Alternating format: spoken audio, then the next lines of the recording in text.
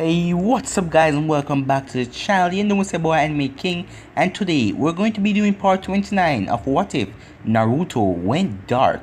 Get this one past 300 and you'll be getting part 30 as soon as possible. Comment down below, share to all your friends on your social media platform.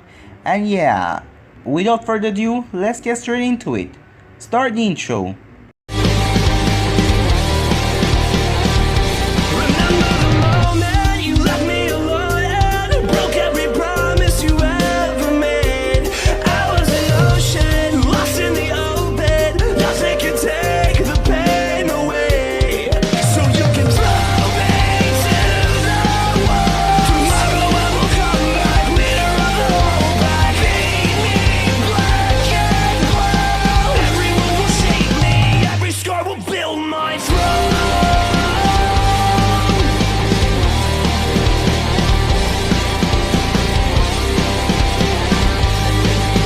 If you're new, switch across the playlist and check out the From Part episode 1.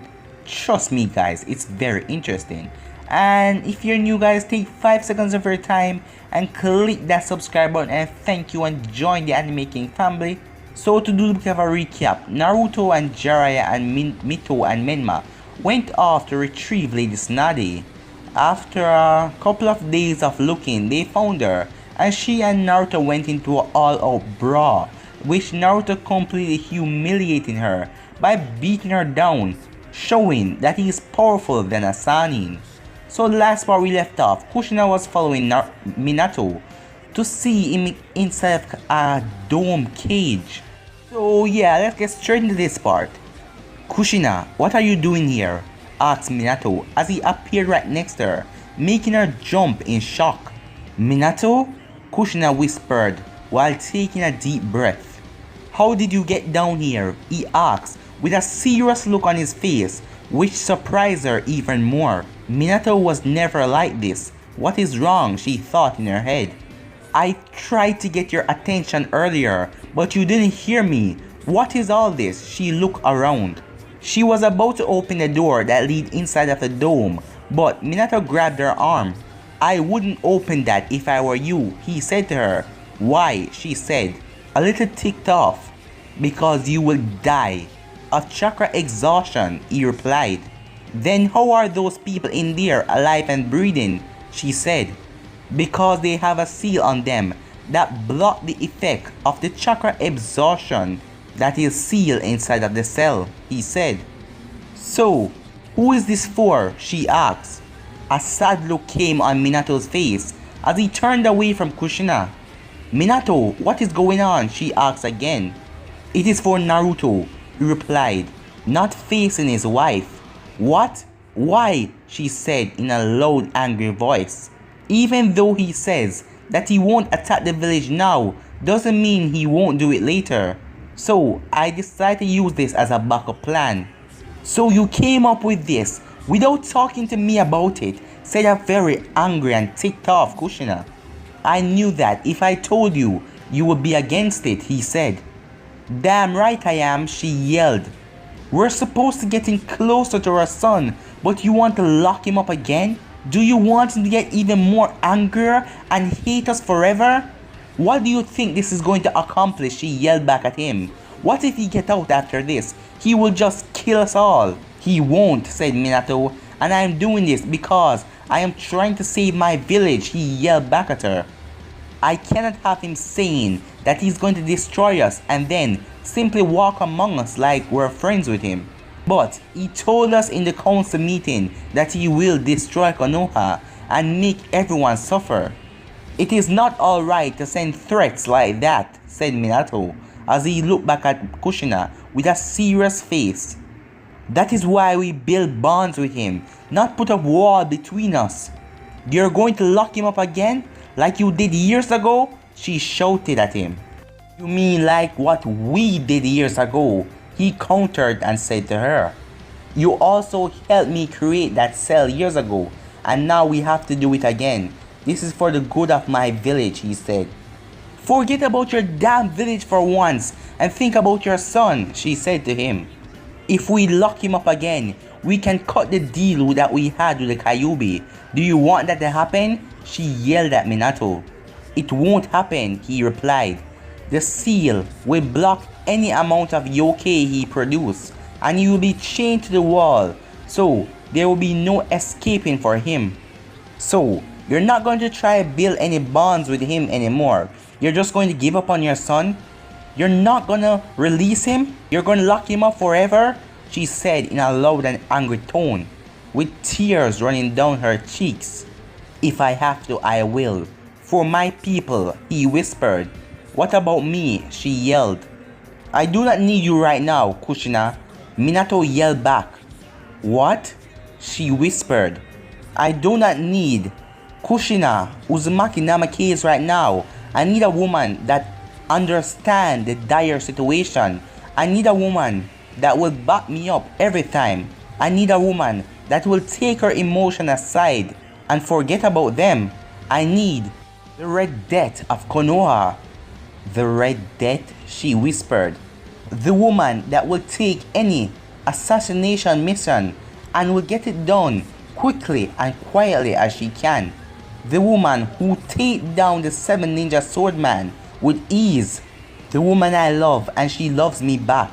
That is what I need, he said to her.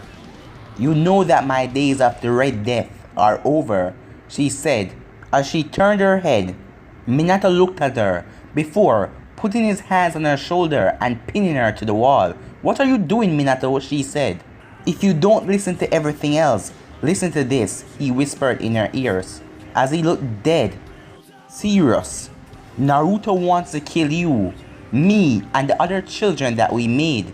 He wants to destroy the family that we took our time to create. Mito and Menma, the children that we share, are in danger of their older brother. I know that Uzumaki think that family is everything, and doing something for family members is the best thing ever, but doing something terrible to a member is the worst thing ever. Choice do we have? You were mad that I made the order to kill the Uchihas, but Naruto wants to kill everyone you know. Do you really want that? He asked as he turned to look at her face as tears started to run from her eyes again. I know that I've been a bad Hokage, and even worse, a bad father. So, please listen, I am doing this because I don't want to see the ones I love die by someone I made. Please, Kushina, believe in me, he said, as he kneeled down and put his head on her stomach. Kushina was beyond surprised. She has never seen Minato cry like this. Even when they got married, even when their children was born. When he was assigned the title as Hokage, never had he cried like this. Kushina then turned and looked at the cage. What choice did she have? Try to get close to her son and fail, and have everyone die, or put him in here so she could enjoy her life, live with her loved ones, her child, her husband. Alright, she said as she put her hand on Minato's head. He really was trying. He was right. How things were going with Naruto, Konoha will be destroyed soon if we allow him to stay loose. This is our only option, she said. I believe in you, Minato-kun. Just make sure that he doesn't spend all of his time in here by himself, she said. She felt him nod his head up and down on her stomach. She knelt down and hugged him. She didn't realize that being the Hokage was this complicated. Back at Tsunade's hotel room, Tsunade was sitting in her bed thinking about the fight she had with that Kyuubi brat and what he said. He said that she wasn't good enough to be a ninja. Not being able to handle death was the prime factor in the life of a ninja. If she couldn't handle that, what is the point of becoming a ninja at all? She then heard a knock on the door, making her come out of her thinking. Come in, Shizune. The doors opened, but it wasn't Shizune that come out the door. It has been a minute, huh, Tsunade? Said a very pale man. Orochimaru? Tsunade glared at him. Where is Shizune? She asked. I do not know who you speak of. I just came here to talk to you, he said as he sat down on the chair in the room. Kabuto then entered in the room, standing right beside his master. "Aw, come on now, Tsunade. Don't you want to catch up with our old friend?" he asked with a dark smile on his face. No, she plainly denied. He then inspected her and said, "Why do you look injured? Who could you have thought that put that damage on you?" As he looked at the bandages on her arms. "Don't worry about it," she said. "Now tell me, what did you came here for?" "Alright," said Orochimaru. "I shall make this quick as possible. I wanted to heal my arms. I've not been able to use them properly since I attacked Konoha," he said. "Why should I help you?" she said. "You are a traitor and you are..." Then she was cut off when Orochimaru looked at her. "If you do, I will bring back 2 people you love from the dead," said Orochimaru, making her eyes widen. "What?" she whispered. "I have a jutsu that can bring people from the dead," said Orochimaru. "All you have to do is heal my hands and I will bring them back to life." "How did you get hurt?" she asked. "While in Konoha, I meet a boy named Naruto Uzumaki Namakaze, the eldest son of the Hokage and Kushina. He injured me easily and he sent his yokai into me and it injured my chakra system. I cannot use jutsu, but however, if you are able to heal me, then I will bring 2 people back from the dead for you," he said with a glare. Tsunade widened her eyes when she heard that Naruto did that to Orochimaru. She knew for a fact that Orochimaru was stronger than her. So how strong was Naruto? "I need some time to think," she said. "Understood.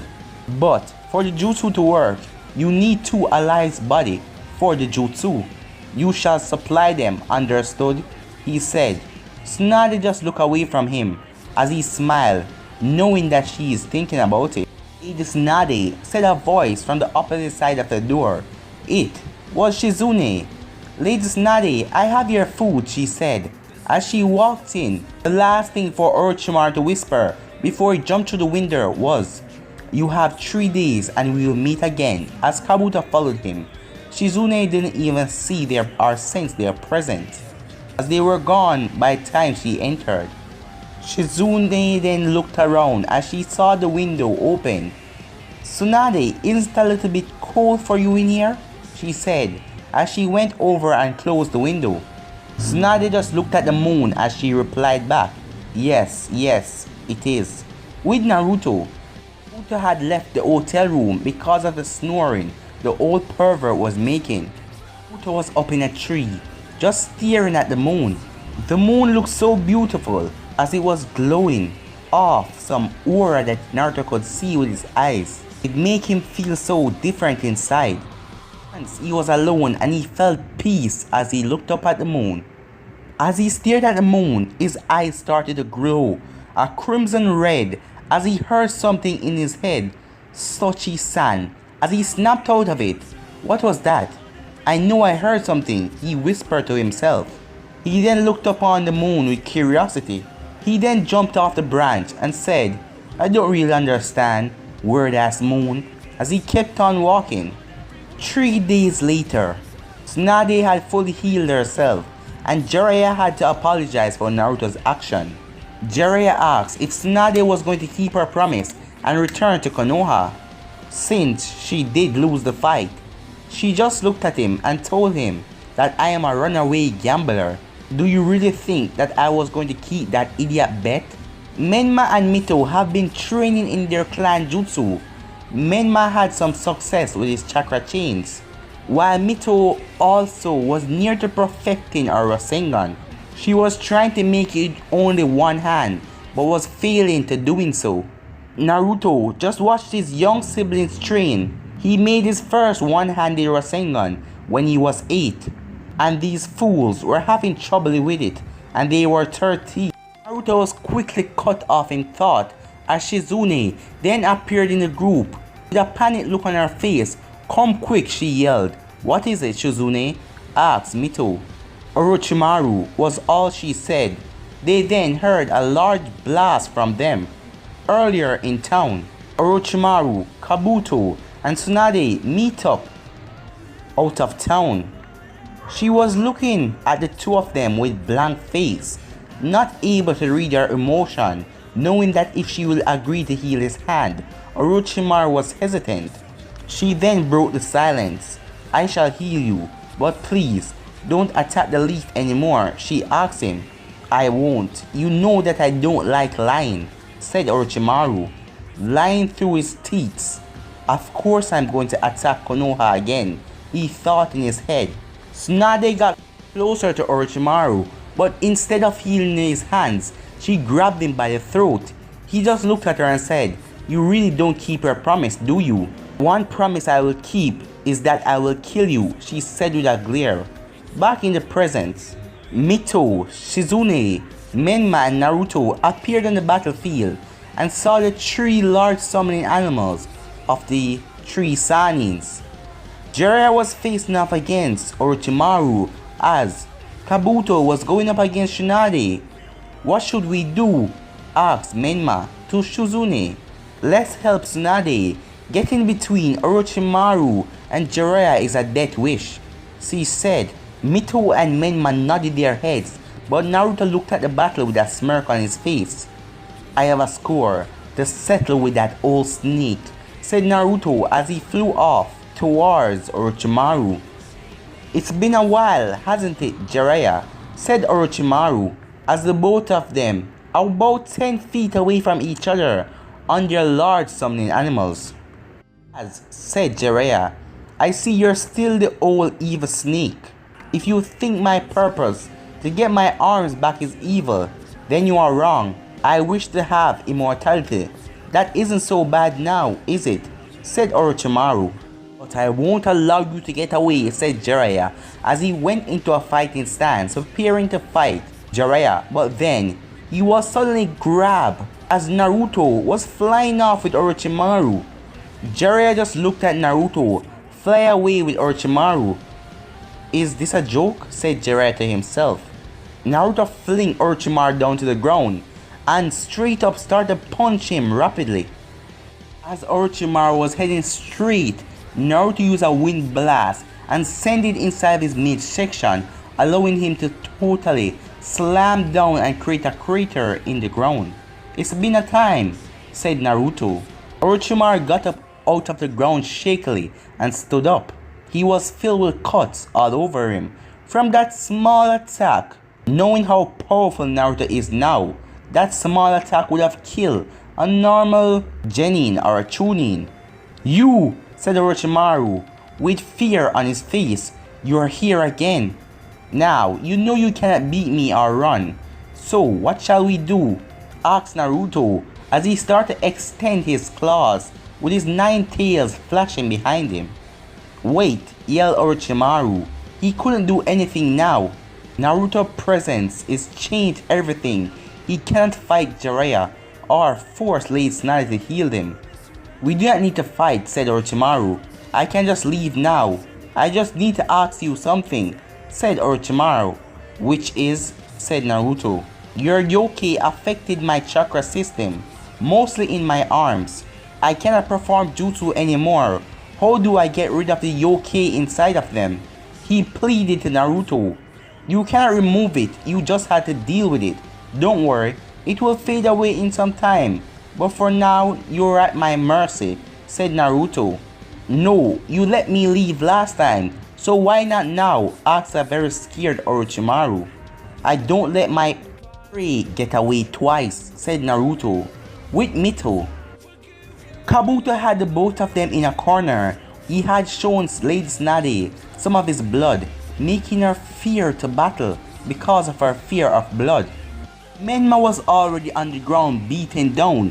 Mito was the only one standing as Kabuto cornered her in a corner as Menma was passed out. Do you still wish to fight? Kabuto asked her.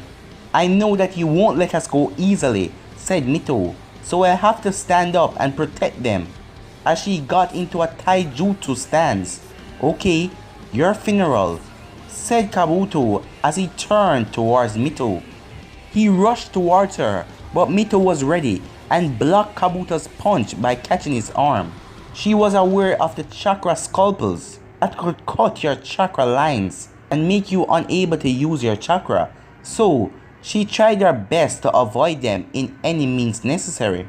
Kabuto went in to kick her, but the gold chain come from her back and wrapped it around Kabuto's ankle, lift him in the air as she slammed him back down in the ground with all the force she had. But then she noticed a log was once where he once was. He had used a substitution jutsu. "You're good at using your chakra chains," said Kabuto behind Mito. He kicked her in the back, making her fall down in pain. "But I have studied upon them and I know how to counter them," he said. Mito rose up again. She couldn't give up now. She had to protect the others. Back with Naruto. Naruto had Orochimaru in the air, flying higher and higher. They were fighting in the air, seen as a snake did best on the ground. Naruto went in to punch Orochimaru, but he moved his head as he sent a snake out of his sleeve straight towards Naruto, but Naruto used his chakra arms to crush it to pieces. Orochimaru kicked off of Naruto and was flying back down to the ground.